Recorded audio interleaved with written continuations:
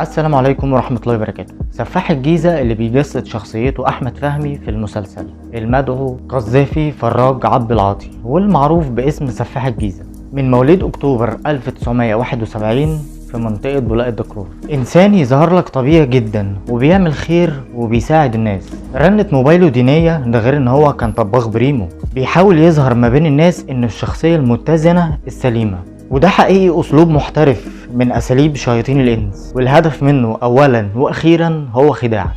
اللي عايز أقوله هنا إن في سفاحين كتير عايشين وسطنا بابتسامتهم الودودة وعيونهم البريئة اللي فيها دموع التماسيح. تفتكر يا سيدي الفاضل في كام سفاح عايش معاك وفي دايرة علاقاتك بنفس شخصية سفاح الجيزة؟ خلينا اقولك وخلينا متفقين ان مش دايما المؤذيين عينيهم بتطلع شرار، زي ما احنا كلنا واخدين للاسف فكرة ملهاش علاقة بالواقع عن معظم الناس المنافقة المؤذية. الشخصية اللي زي دي بيسعى جاهدا انه يقنعك ان هو بيحبك او قلبه عليك، وفي حقيقة الامر هو مش طايق وجودك. هتلاقيهم دايما متلونين وظاهرين لك في صورة الحبايب المخلصين، والحقيقة هتلاقي جواهم نار قايدة قادرة تقضي على وجودك من على قيد الحياة. للأسف الدنيا بتتغير، وكل ما هتكبر هتكتشف ان شياطين الانس اكبر واكتر بكتير جدا من شياطين الجن، والحقيقة مش هيكونوا مجرد ناس غريبة عنك.